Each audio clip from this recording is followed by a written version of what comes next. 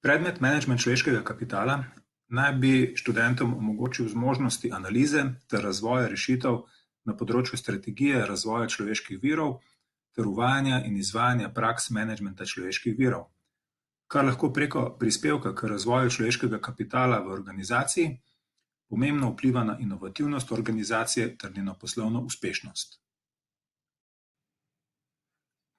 Predmet izvajava dva izvajalca. Oba izhajava iz podjetniške prakse. Kot profesor na MFDPŠ delujem sicer že preko 10 let, predtem pa sem dolga leta v lastnem podjetju ter v nekaterih tujih podjetjih izvajal konzultantsko in tradersko delo na področju prodaje in vodenja. Alenka Brod je že dolga leta podjetnica, lastnica in direktorica podjetja Racija Razvoj, kjer se ukvarja s svetovanjem, usposabljanjem, headhuntingom, izvajanjem kadrovske funkcije in podobno.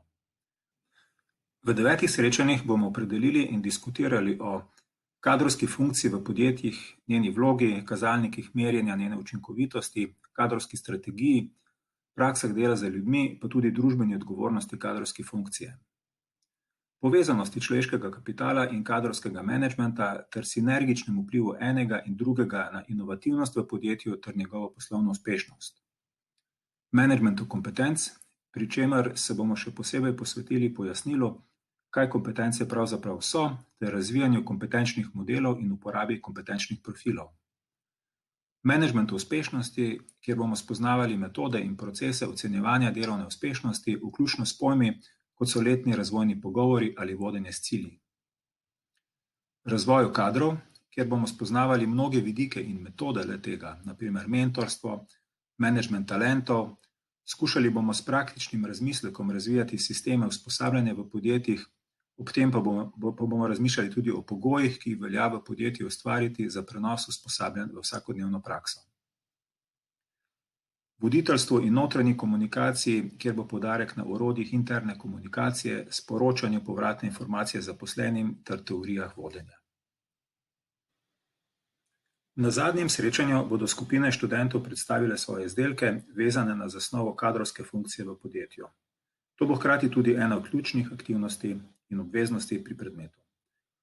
Pri predmetu ne bo končnega pisnega izpita, končna ocena bo rezultat sprotnega sodelovanja. Slednje bo potekalo v pretežni meri preko e-učilnice. V njej bodo namreč potekali kvizi, oddajanje sprotnih individualnih nalog ter oddaja skupinske naloge. Kot sem že omenil, bo slednjo treba predstaviti tudi v živo na zadnjem srečanju. V e-učilnici in v uvodnih drsnicah so zapisani tudi datumi oddaje posameznih aktivnosti. Na slednje je treba biti pozoren, saj sistem ne dopušča kasnejših oddaj. Glede literature velja izpostaviti, da je v e-učilnici moč najti večino beril in ostalih gradiv, naprimer spletnih vprašalnikov in obrazcev oziroma predlog. Eno izmed priporočenih beril je tudi knjiga Ravnanje z znanjem, ki pokriva precejšen del vsebine predmeta Sistemi menedžmenta znanja. Želim vam uspešen študij.